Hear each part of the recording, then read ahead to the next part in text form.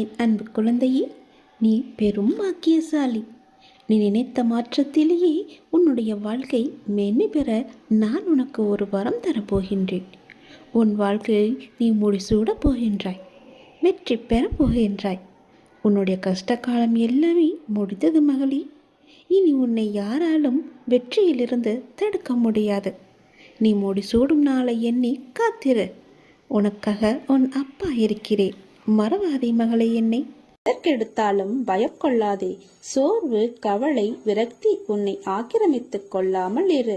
ஒவ்வொரு நிமிடமும் பொன் போன்றது. அந்த நேரத்தை தேவையற்ற எண்ணங்களுக்காக யோசித்து வீணாக்காதே. எல்லோருக்கும் வாழ்க்கையில் சண்டை சச்சரவுகள் இருக்கத்தான் செய்யும். அதையெல்லாம் நீ பொருட்படுத்தவே கூடாது. சில விஷயங்களை அப்படியே விட்டு விடுவதுதான் உனக்கு நல்லது. ஏனெனில் உன்னை சுற்றியுள்ள சிலர் பிரச்சனை குறித்து அறிந்தும் அறியாதவர்கள் போல் உன்னிடம் நாம் சொல்ல வேண்டும். வியாழன் குரு பகவானுக்கும் குபேர கடவுளுக்கும் மிக சிறந்த நாள். அன்று இந்த குபேர காயத்ரி மந்திரத்தை தினமும், அதாவது வியாழக்கிழமை தோறும் தினமும் மாலையில் இதை மறக்காமல் நீங்கள் செய்து வாருங்கள். உங்கள் வீட்டில் நிறை செல்வம் நீங்காது இருக்கும். இந்த குபேர காயத்ரி மந்திரம் தினமும் நாம் சொல்லிக் கொண்டே இருக்க வேண்டும். தினமும் என்றால் வியாழக்கிழமை தோறும். வியாழக்கிழமை மாலையில் மறக்காமல் இந்த விளக்கேற்றுங்கள். நீங்கள் வீடு நிறைய செல்வம் சேரும். குபேரன் காயத்ரி மந்திரம். குபேர தீபத்தை குபேரன் காயத்ரி மந்திரம் என்று சொல்லிக்கொண்டே நாம் ஏற்றலாம். ஓம் யக்ஷராய வித்மகே வைஷ்ரவராய தீமகி தன்னோ குபேர பிரசோதயாத். ஓம் யக்ஷராஜாய வித்மகே வைஷ்ரவனாய தீமகி தன்னோ குபேர பிரசோதயாத். ஓம் யக்ஷராஜாய வித்மகே வைஷ்ரவனாய தீமகி தன்னோ குபேர பிரசோதயாத். இதே போல தினமும் வியாழக்கிழமை தோறும் மாலை 6 மணிக்கு உங்கள் வீட்டில் குபேர தீபத்தை ஏற்றிவிட்டு இந்த மந்திரத்தை நீங்கள் சொல்லி பாருங்கள். குபேர விளக்கை ஏற்ற சரியான தினமாக வியாழக்கிழமை பார்க்கப்படுகிறது. அன்று மாலை 5 மணி முதல் இரவு 8 மணிக்குள் இந்த குபேர விளக்கை ஏற்றி பூஜை செய்வது மிகவுமே உத்தமம். தொடர்ந்து குபேர விளக்கு ஏற்றி வழிபட்டு வர குடும்பத்தில் இருந்த துன்பங்கள், கடன் பிரச்சனைகள், சங்கடங்கள் அனைத்தும் நீங்கி உங்களுக்கு நல்வாழ்வு கிடைக்கும். செல்வம் பல மடங்கு பெருகவும், நமக்கு தேவையான செல்வத்தை சம்பாதிக்கவும், நாம் சேமித்து வைத்துள்ள செல்வத்தை பாதுகாக்கவும், எப்போதும் நம் வீட்டில் செல்வம் நிலைத்திருக்கவும், நமது வீட்டிற்கு எப்போதும் செல்வத்தை ஈர்க்கும் சக்தி கிடைப்பதற்கும் நாம் முழு மனதுடன் செய்ய வேண்டிய ஒரு விசேஷ விளக்கு பூஜை இது. செல்வம் பல மடங்காக பெருகுவதற்கு எளிமையான பரிகாரங்கள் இருக்கின்றன. நாம் சம்பாதிப்பதில் ஒரு தொகையை சேர்த்து அதனை அன்னதானத்திற்கு செலவிட அதனை போல் 5 மடங்கு நம்மிடம் வந்து சேரும். கோவிலில் லட்சுமி மீது வைத்த தாமரை மலரை கொண்டு வந்து பச்சை பாட்டில் வைத்து மடித்து பண பெட்டியில் வைக்க பணம் சேரும். செல்வத்திற்கு உரியவள் மகாலட்சுமி. வெள்ளிக்கிழமை வழிபடவும் 24 வெள்ளிக்கிழமை வழிபட்டால் பணம் கிடைக்கும். குபேரனை வழிபட பணம் தடையின்றி, தங்கு தடையின்றி நமக்கு கிடைக்கும். அந்த குபேரனின் அருள் நமக்கு நிச்சயம் கிடைக்கும். செல்வ செழிப்பான கடவுள் குபேர கடவுள். அவர் மற்ற கடவுள்களின் செல்வங்களை எல்லாம் பாதுகாத்து இரட்டிப்பாக பெருக்கி கொடுப்பார். குபேர கடவுளிடம் மட்டுமே செல்வம் குறையாது பெருகி கொண்டே இருக்கும். இவ்வாறு நம்மிடமும் செல்வம் பெருகி கொண்டே இருக்கவும், நம்மிடம் இருக்கும் செல்வத்தை குபேர கடவுள் பாதுகாத்து அதனை பல மடங்காக பெருக்கி கொடுக்கவும் நாம் குபேரருக்கு செய்ய வேண்டிய ஒரு உகந்த வழிபாடுதான் லட்சுமி குபேர விளக்கு பூஜை வழிபாடு. வியாழன் வெள்ளிக்கிழமைகளில் இந்த விளக்கினை ஏற்றி நீங்கள் வழிபடலாம். குபேர விளக்கு. செல்வத்தின் அதிபதியாக குபேரர் விளங்குகிறார். அவரை நாம் வணங்கி வர அவரின் அருள் கிடைத்து வாழ்வில் வளம் பெறலாம். அவரின் அருள் பெற குபேரர் விளக்கில் தீபம் ஏற்றி நாம் வழிபடலாம். குபேர விளக்கை ஏற்ற சரியான தினமாக வியாழக்கிழமை பார்க்கப்படுகின்றது. அன்று மாலை 5 மணி முதல் இரவு 8 மணிக்குள் இந்த குபேர விளக்கை ஏற்றி பூஜை செய்து இந்த மந்திரத்தை நீ சொல்லி வாருங்கள். வாரந்தோறும் இந்த விளக்கை ஏற்றி தினமும் சொல்லி வாருங்கள். விளக்கு ஏற்றும் நேரம் குபேரருக்கு விருப்பமான வியாழக்கிழமை தினத்தில் காலையில் வீட்டை சுத்தம் செய்ய வேண்டும். அன்று மாலை வீட்டின் வாசலில் செம்மண் பட்டை இட்டு அலங்காரம் செய்ய வேண்டும். அதன் மீது பச்சரிசி மாவில் கோலம் போட வேண்டும். வாசல் நிலைப்படிக்கு சந்தனம் தெளித்து மஞ்சள் குங்குமம் வைக்க வேண்டும். அதன் பின்னர் கரும்புள்ளி இல்லாத ஒரு எலுமிச்சை பழத்தை எடுத்து அது இரண்டாக வெட்டவும். ஒரு துண்டில் மஞ்சளும் மற்றொரு துண்டில் குங்குமமும் தடவி நிலைப்படிக்கு இருபுறமும் ஒவ்வொன்றை வைக்கவும்.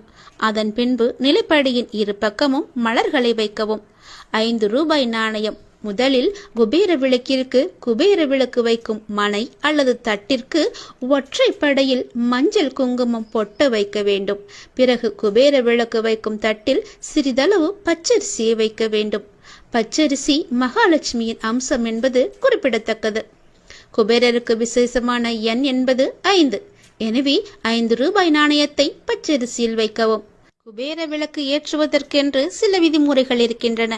விளக்கு ஏற்றும் போது வீட்டினுள், அதாவது வாசலின் முன் நின்றபடி நமது இடது புறத்தில் ஒரு மரப்பலகை அல்லது தட்டி நன்றாக சுத்தம் செய்த குபேர விளக்கை வைக்கவும். அதற்கு மஞ்சள் குங்குமம் வைக்கவும். அதில் நல்லெண்ணெய் ஊற்றி 2 திரிகளை எடுத்து ஒன்றாக சேர்த்து ஒரு திரியாக்கி குபேர விளக்கில் போடவும். பின்னர் வீட்டில் விளக்கேற்றும் பூஜை அறையில் விளக்கேற்றிய பின் குபேர விளக்கிலும் நீங்கள் தீபத்தை ஏற்ற வேண்டும். குபேரின் காயத்ரி மந்திரம், குபேர தீபத்தை குபேரின் காயத்ரி மந்திரம் என்று சொல்லிக்கொண்டே நீங்கள் ஏற்ற வேண்டும். ஓம் யக்ஷராஜாய வித்மகே வைஸ்ரநாய தீமகி தன்னோ குபேர பிரசோதயாத். இந்த மந்திரத்தை 3 முறை சொல்லி நீங்கள் இந்த தீபத்தை ஏற்றலாம். இப்படி செய்வதால் நமக்கு குபேரன் அருள் நீடித்து நிற்கும். குடும்பத்தில் அனைத்து செல்வங்களும் கிடைக்கும். குபேர விளக்கை தினமும் பூஜை அறையில் ஏற்றி வரலாம். குபேரருக்கு உகந்த திசை வடக்கு. ஆகையால் பூஜை அறையில் வடக்கு திசை நோக்கி இதை ஏற்ற வேண்டும். வடக்கு திசை நோக்கியவாறே குபேரர் பொம்மையும் இருக்க வேண்டும். நெய் தீபம். குபேர விளக்கில் நெய் அல்லது நல்லெண்ணெய் சேர்த்து குபேர திரியினால், அதாவது குபேரருக்கு உகந்த நிறம் பச்சை, அதனால் பச்சை நிறத்தில் உள்ள திரியால் குபேர விளக்கு ஏற்றினால் மிகவுமே சிறந்த பயனளிக்கும். பச்சை நிற திரி இல்லையெனில் பஞ்சு திரி வைத்தும் விளக்கு ஏற்றலாம். குபேர விளக்கில் 5 கற்கண்டு சேர்க்க வேண்டும். கற்கண்டு சேர்ப்பதனால் பண வரவு அதிகரிக்கும். விளக்கை சுற்றி வாசனை மலர்கள் வைக்க வேண்டும். குபேர விளக்கை ஏற்றிய பின் நாம் வீட்டின் நிலைவாசலில் இடதுபுறம் வடக்கு நோக்கி வைக்க வேண்டும். நிலைவாசலில் தீபம். ஸ்ரீ மகாலட்சுமி குபேராய நமக, ஸ்ரீ மகாலட்சுமி குபேராய நமக, ஸ்ரீ மகாலட்சுமி குபேராய நமக என்று சொல்லி ஏற்றுங்கள். குபேர விளக்கை நிலைவாசலில் ஏற்ற வேண்டுமென்றால் குபேரர் மற்ற கடவுளின் செல்வங்களுக்கு எல்லாம் பாதுகாவலர். அவரை வாசலில் வைத்து பூஜித்தால் நமது செல்வத்திற்கும் பாதுகாவலராக இருப்பார். விளக்கை ஏற்றும் போது குபேர மந்திரத்தை மனதில் உச்சரித்து கொண்டு ஏற்றினால் மிகவுமே நல்லது. ஸ்ரீ மகாலட்சுமி குபேராய நமக என்னும் குபேர மந்திரத்தை மனதில் பக்தியுடன் உச்சரித்து கொண்டே இந்த விளக்கை ஏற்றி வர உங்கள் குடும்பத்தில் பண வரவு செழிப்புடன் வந்து கொண்டே இருக்கும். ஒவ்வொரு வியாழக்கிழமையும் மாலை 5 to 8 மணிக்குள் உங்கள் வீட்டு நிலைவாசற்படியில் எவ்வாறு வடதிசை நோக்கி குபேர விளக்கு ஏற்றி வர உங்கள் வீட்டில் எப்போதும் செல்வம் குறையாமல் பெருகிக் கொண்டே இருக்கும். தொடர்ந்து குபேர விளக்கை ஏற்றி வழிபட்டு வர குடும்பத்தில் இருந்த துன்பங்கள், கடன் பிரச்சனைகள், சங்கடங்கள் அனைத்தும் நீங்கி நல்வாழ்வு உங்களுக்கு கிடைக்கும். உங்கள் இல்லத்தில் செல்வமும் மகிழ்ச்சியும் நீடித்து இருக்கட்டும். ஓம் ஸ்ரீம் கிரீம் லட்சுமி குபேராய நமக. ஓம் ஸ்ரீம் கிரீம் லட்சுமி குபேராய நமக. ஓம் ஸ்ரீம் கிரீம் லட்சுமி குபேராய நமக. நான் சொல்வது போலவே செய். உன் வீட்டில் நிச்சயம் குபேரர் தானாகவே குடியேறுவார். உன் பண கஷ்டங்கள் எல்லாமே உடனடியாகவே தீர்ந்துவிடும். நடப்பவை அனைத்தும் நன்மைக்கே. என் வாழ்க்கை சோகம் நிறைந்தது என்று ஒரு பொழுதும் நினைக்காதீர்கள். எல்லாம் நிறைவாயிருக்கும் வாழ்க்கை இங்கு யாருக்குமே அமைவதில்லை என்பதே உண்மை. நல்லது நடக்கும் என்று நம்பிக்கொண்டே தன் வாழ்நாளை ஏக்கத்துடன் தொலைத்து கொண்டு இருப்பவன் முட்டாள். எது நடந்தாலும் சந்தோஷமாக எடுத்துபவன் தான் புத்திசாலி. சந்தேகப்படுபவர்களை நம்பாதே, நம்புபவர்களை சந்தேகப்படாதே. வார்த்தைகளால் மோதுவதை விட மௌனமாய் இருப்பது அறிவுபூர்வமானது. இருவரில் ஒருவருக்கு ஏற்படும் மன காயங்களையேனும் நாம் தவிர்க்கலாம். உலகத்தில் எல்லாம் தெரிந்தவர் என எவருமே இல்லை, எதுவும் தெரியாதவர் எனவும் எவருமே இல்லை. நல்லதே நடக்கும். நடப்பவை அனைத்தும் நல்லதுக்கே என்று நம்புங்கள். வாழ்க்கை மிகவும் அருமையாக இருக்கும். கெட்ட எண்ணங்களை மாற்றி அமைத்துக் கொண்டீர்களேயானால் உங்கள் வாழ்க்கை மிகுந்த மகிழ்ச்சியுடன் காணப்படும். மகிழ்ச்சி வந்துவிட்டால் பணம் தானாகவே வர ஆரம்பிக்கும். நீ எப்படி மீண்டு வருவாய் என பலர் உன்னை கேலி செய்யலாம். நீ வருந்தாதே, எல்லாம் பழைய சோறு. நானோ உனக்கு புதியதாக சமைக்கப் போகிறேன். உன்னுடைய பசி யாரும். நீ சோர்ந்து போனால் எதையும் சாதிக்க முடியாது. இதோ நான் சாரதியாக வந்துள்ளேன். நீ எனது அர்ஜுனன், எனக்கு பிரியமுள்ள நண்பன். துன்பம் என்கிற எதிரியை துரத்திட எனது துணையோடும் எனது பலத்தோடும் போர்க்களம் வந்து நிற்கின்ற அர்ஜுனன் நீ. கண்களை திறந்து பார், நானே உனது ஸ்ரீ கிருஷ்ணன். என் பிரியமான நண்பனுக்கு நான் சாரத்தியம் செய்யும் போது எந்த துன்பம் உன்னை தொட முடியாது. உன் மனம் என்னும் தேரில் நான் அமர்ந்து வழிநடத்தி செல்லும் போது இனி உன்னை யாரால் வெற்றி கொள்ள முடியும்? ஒரு நிமிடம் உனது கண்களை மூடி என்னை தியானித்து எனது ரூபத்தை உற்றுப்பார். நான் கிழவன் போல காணப்பட்டாலும் கிழவன் அல்ல, இளைஞன். எல்லையில்லா பராக்கிரமும் சக்தியும் பெற்றவன். உனக்கு மட்டும் கருணையுள்ள தாய். உண்மையாக தோள் கொடுத்து தாங்கும் நண்பன். உனது வாழ்வை கெடுத்தவர்களுக்கு உயிர் குடிக்கும் காலன் நான். உன்னை நீ நினைத்து பார்க்க முடியாத அளவிற்கு உயர்த்தப் போகிறேன். நம்பிக்கையோடு காத்திரு, பொறுமையாக இரு. நான் இருக்கிற நிழலாக நீ செல்லும் இடமெல்லாம். உன்னையே நீ ஏன் கேள்வி கேட்டுக் கொள்ளாமல் மற்றவர்களிடம் உன் பதிலை தேடி அலைகிறாய்? உனக்குள் தானே நான் இருக்கிறேன். உனக்கான பதிலை நான் கூற மாட்டேனா? இன்று உனக்கு ஒரு கனி கிடைத்தது அல்லவா? அதற்கான அர்த்தம் உன்னுடைய அன்பு என்பது அளவு கொள்ளாத முடியாததாய் இருக்கிறது. நல்ல காலத்தில் என் குழந்தையான நீ உன் பிஞ்சு கால்களை வைத்து விட்டாய். அப்பா, நான் வளர்ந்த பிள்ளையாய் இருக்கிறேன். என் கால்களை பிஞ்சு கால்கள் என்று சொல்கிறீர்கள் என்று நினைக்கிறாய். இன்று உன் மனதில் என்ன எண்ணங்கள் தோன்றின என்று நினைத்துப்பார். உன் சாயப்பாவுக்கு நீ எப்போதும் பிறந்த பிஞ்சு குழந்தைதான் நீ. உனக்கான அனைத்தும் செய்பவர் நானே. நீதான் பொறுப்பு என்று சொல்லிவிட்டாய். உன் முழு மனதோடு இந்த வார்த்தைக்காகத்தான் உன் சாயப்பா காத்து கொண்டிருந்தேன். இனிமேல் உன்னுடைய அனைத்து விஷயங்களுமே நான் செய்பவைதான். என்னை நம்பி முழுமையாக சரணடைந்து விட்டவர்களை நான் புறம் தள்ளுவது இல்லை. அவர்களுடைய அனைத்து விஷயங்களுக்கும் நான் பொறுப்பேற்கிறேன். அவர்களை காப்பதே என்னுடைய வேலை. அவர்களை நன்மை தீமை கணக்கி பார்த்து காப்பாற்றும் தன்மையுள்ளவன் நான். மனதில் ஏதோ கோரிக்கைகளை வைத்துக் கொண்டு என்னை ஆராதிக்கிறாய். அந்த கோரிக்கைகளின் நன்மை தீமைகளை உனக்கு தெரியாது. நிறைவேற வேண்டும் என்ற ஆவல் மட்டுமே உன்னுடன் இருக்கிறது. உனக்கு நன்மை பயக்கும் கோரிக்கைகளை நான் நிறைவேற்றுவேன். மீண்டும் உன்னில் மற்றொரு கோரிக்கை துளிர் விடுகிறது. அந்த கோரிக்கை நிறைவேறாத போது என் மேல் நம்பிக்கை குறைகிறது. சிறுவன் விளக்கை நோக்கி நகர்ந்து செல்கிறான் என்றால் அதை தொடர் நினைக்கிறான் என்று அர்த்தம். தாய் அந்த விஷயத்தை கவனித்து விளக்கை தூரமாக வைக்கிறாள். சிறுவன் அடமெடுத்து கோபித்து அழுகிறான். அந்த அழுகை தாய்க்கு இனிமையாகவே இருக்கும். உனக்கு நிறைவேறாத கோரிக்கைகளை விஷயத்தை கூட நான் தாய் போன்றவனே. தாய் குழந்தையை அரவணைத்து ஸ்தனத்தை தருகிறாள். அவ்விதமாகவே நான் உன்னை நேசிக்கிறேன். எப்படி ஸ்தனங்களிலிருந்து பால் குழந்தையின் தொண்டையில் மிகவும் ரகசியமாக சப்தமில்லாமல் செல்கிறதோ, உன்னிடம் என் அன்பு கூட அப்படியே இருக்கும். எனக்கு கேட்கும்படி சப்தமாக நீ என்னை அழைக்கிறாய். நான் தெரியாமல் மிக ரகசியமாக உன்னிடம் வருகிறேன். ஒரு கணத்தில் உன் மனம் சபலமடைந்தால் நான் என்ன செய்ய முடியும்? குழந்தை மடி மீது இருந்தால் அல்லவா தாய் பாலூட்ட முடியும். பொறுமை மிகவும் தேவை. என் வார்த்தைகளின் மீது நம்பிக்கை வை. உனக்கு நான் இருக்கிறேன். என்றும் இருப்பேன், என்றென்றும் இருப்பேன். நடப்பவை அனைத்தும் நல்லதாகவே இருக்கும். வாழ்க்கையில் எந்த விதமான கஷ்டங்கள் இழப்புகள் வந்தாலும் பாபா மீதான நம்பிக்கையும் பக்தியை மட்டும் இழந்து விடாதே. மேன்மேலும் பகவானிடமே இழப்புகளுடன் உங்களை சரணாகதி செய்து விடுங்கள். பாபாவிடம் நீங்கள் சரணாகதி செய்து விடுங்கள் என்றால் உங்களுக்கு உள்ள துக்கம் கூட இன்பமாக மாறிவிடும். நமக்கு முன் நிர்ணயித்த இலக்குகள் எந்த இடையூறும் இல்லாமல் அடையப்பட்டால் நம்மில் பெரும்பாலானோர் நமது திறன்களுக்கு மதிப்பளிக்கிறோம். மீண்டும் பாபாவின் அருளை சார்ந்து நமது நோக்கத்தை அடைய முடிந்தால் பாபா மீதான நமது நம்பிக்கையும் பக்தியும் தீவிரமடையும். ஆனால் வாழ்க்கையில் நாம் திட்டப்பட்டபடி விஷயங்கள் எப்போதும் நடக்காமல் போகலாம். சில நேரம் ஆனால் பாதுகாப்பான சூழ்நிலைகளை நாம் சந்திக்கிறோம். இக்கட்டான சூழ்நிலைகளை எல்லாம் சந்தித்து கொண்டிருக்கிறோம். பிறகு எவ்வளவோ முயற்சி செய்தாலும் நம்முடைய இலக்கை அடைய முடியாமல் போகலாம். வெற்றியை நாம் புரிந்து கொள்ளும் போது அது நம் கையை விட்டு நழுவ கூட செய்யும். எங்கு எப்போது எந்த விதத்தில் பாதகமான சூழ்நிலைகளை சந்தித்தாலும் கடவுள் மீதுள்ள நம்பிக்கையை மட்டும் நாம் இழக்கக்கூடாது.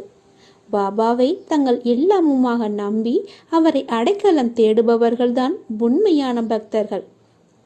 வாயிலிருந்து வரும் சொல் பாபா என்ற நாமமாகவே இருக்க வேண்டும். நாம் விரும்பியபடி எல்லாம் நடக்கும்போது மட்டும் பாபாவை நம்பினால் அது உண்மையான பக்தியாகாது. அவர்கள் இக்கட்டான சூழ்நிலையில் இருக்கும்போது கூட பாபாவை அவர்கள் நம்ப வேண்டும்.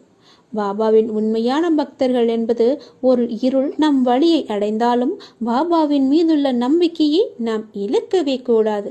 எத்தனை துயரங்கள் துன்பங்கள் வந்தாலும் பாபா நம்மிடம் இருக்கிறார். நாம் அவரை பிடித்து கொண்டால் அவர் நம்மை காப்பாற்றுவார். பாபா நம்மை கைவிட மாட்டார் என்ற நம்பிக்கை வேண்டும்.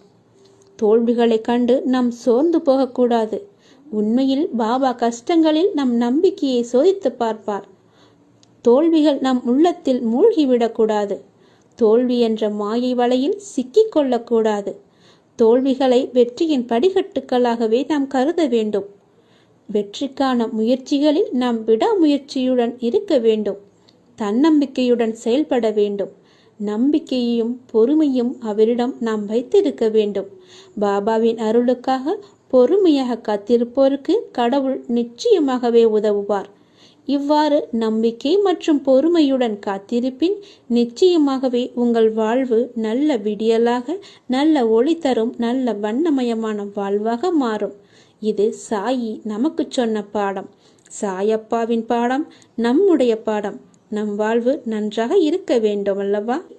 இவ்வுலகில் தூற்றுவோர் இருந்து கொண்டேதான் இருப்பார்கள். அவர்களையெல்லாம் நீ கண்டு கொள்ளாதே. அவர்களால் உன் மனம் என்பது இப்போது கனத்த அமைதியுடன் இருக்கிறது. உன் மனம் இப்பொழுது அதிக பாரமாக இருக்கிறது. இந்த பாரத்தை கொண்டு போய் எங்கே இறக்கி வைக்குவது என்று தெரியாமல் தவித்து கொண்டிருக்கிறாய். சில நிகழ்வின் வெளிப்பாடுதான் உன்னுடைய மனதை பாதித்து இப்படி நீ நொறுங்கி போயிருப்பதற்கு காரணம்.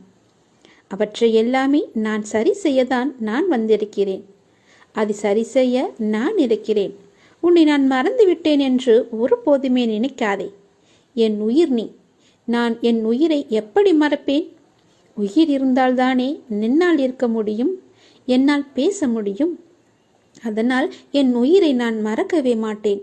நீ என்னுடைய உயிரான பிள்ளை. விரைவில் அனைத்துமே மாறி இனி உனக்கு நிச்சயமாகவே வெற்றி கிடைக்கும்படி செய்வேன். உனக்கு துணையாக என்றுமே இருப்பேன். உன் மனதிலுள்ள பாரத்தை நான் இறக்கி வைக்கிறேன். கவலைப்படாதே.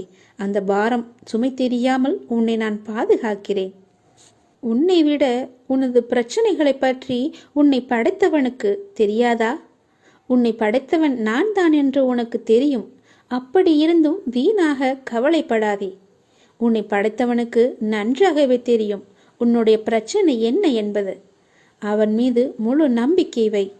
உன்னை அவன் நிச்சயமாகவே காப்பான் என்று நம்பிக்கை கொள். நிச்சயமாகவே நான் உன்னை காப்பேன். ஏனென்றால் நீ என்னுடைய பிள்ளை. மற்றவர்களுக்கு எண்ணத்தோடு நன்மைகள் செய்தாலும் உன்னை எல்லோருமே சுயநலவாதி, சந்தர்ப்பவாதி என்றுதான் கூறுகிறார்கள். ஆனால் உன்னை சுற்றி உள்ளவர்கள்தான் சுயநலத்திற்காக உன்னிடம் பழகுகிறார்கள். தவறு செய்பவர்கள் அவர்கள். ஆனால் கெட்ட பெயரோ உனக்கு வந்து சேருகிறது என்று நீ வருந்துகிறாய். கவலை கொள்ளாதே. அப்படியென்றால் நீ என்ன செய்ய வேண்டும் என்று யோசித்து செயல்படு. சுயநலத்திற்காக பழகும் பழக்கம் உனக்கு தேவையா என்று யோசித்து செயல்படு. அந்த கெட்ட பெயர் உனக்கு தேவையா என்று யோசித்துப்பார்.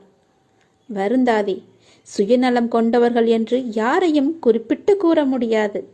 ஏனென்றால் இன்று நன்மையாக உனக்கு தெரியும் அவர்களின் செயல்கள் நாளை உனக்கு தவறாக தெரியும். அதற்காக அவர்களின் செயல்களையும் நம்பிக்கை துரோகத்தையும் நான் சரி என்று கூறவில்லை. இங்கு வாழும் எல்லோருக்குமே ஏதாவது ஒரு எதிர்பார்ப்பு யாரிடமாவது இருந்து கொண்டுதான் இருக்கிறது. அதை நீ மனதில் நினைத்து கொண்டு செயல்களை செய்தால் மற்றவர்களுக்கு அந்த செயல்கள் மன உளைச்சலையும் வருத்தத்தையும் தருகிறது. சுயநலவாதிகளாக இருப்பவர்களை விட அவர்களை தவிர மற்றவர்கள் யாருக்கும் நல்லது நடந்திடக்கூடாது என்று நினைக்கின்ற எண்ணவர்கள்தான் நிறைய பேர் இருக்கிறார்கள். அப்படி செயல்படுபவர்களே மோசமானவர்கள். அப்படிப்பட்ட எண்ணம் கொண்டவர்கள் உனக்கு தேவையா என்று யோசித்துப்பார். அப்படியென்றால் நீ இப்போது நன்றாக இருப்பது அவர்களுக்கு பிடிக்கவில்லைதானே? அப்படிப்பட்டவர்கள் உனக்கு தேவையே இல்லை. இவ்வுலகில் வாழ்பவர்கள் எல்லோருடைய உயர்வும் மேன்மையும் வீழ்ச்சியும் மாற்றியும் அவர்களுடைய வார்த்தைகளிலும் செயல்களிலும் தான் குடியிருக்கின்றது. அதை வைத்துதான் நீ அவர்களிடம் நட்பு கொள்வதா வேண்டாமா என்று முடிவெடுக்க வேண்டும். உனக்கு நம்பிக்கை துரோகம் இழைத்தவர்களை பற்றி நீ கவலைப்படாதே. இவ்வுலகில் என்றுமே நேர்மையாகவும் உண்மையாகவும் வாழ்பவர்களுக்கு தீங்கு விளைக்கும் வகையில் செயல்புரிபவர்களுக்கான வினை பெரியது என்பதை நீ மறந்து விடாதே. தாமதமாயினும் அவர்கள் நிச்சயமாகவே அதற்குரிய பலனை அனுபவித்து தீர்வார்கள். இது உனக்கும் பொருந்தும். எனவேதான் எதை செய்வதற்கு முன்பும் ஒரு முறை பல முறை யோசித்து செயல்பட என்று சொல்கிறேன். எதை கொட்டினாலும் அள்ளிவிடலாம், வார்த்தையை கொட்டினால் அள்ள முடியாது, அதை திரும்ப பெறவும் முடியாது. எதற்குமே அஞ்சாதே. உன்னோடும் உன் குடும்பத்தோடும் நான் இருக்கிறேன். என்றுமே உனக்கு துணையாக நானே இருப்பேன். என் வார்த்தைகளை வைத்து நீ அதன்படி செயல்படு. என் வார்த்தைகள் மீது நம்பிக்கை வைத்து செயல்படு. உனக்கு துணையாக என்றுமே இருப்பேன். என் மீது நம்பிக்கை கொள். உன் மனபாரத்தை எல்லாமே இறைவனிடம் ஒப்படைத்துவிட்டு நிம்மதியாக இரு. உன் மனக்கவலையை நான் நிச்சயமாகவே அறிவேன். உனக்கானதை நிச்சயம் உன்னை நான் அடைய வைப்பேன். என்னை நம்பு.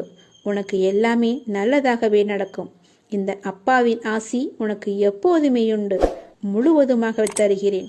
என்னை ஒரே ஒரு முறை முழு பௌர்ணமி அன்று என்னை வந்து பார்த்துவிட்டு செல். எல்லாமே நல்லதே நடக்கும் உனக்கு.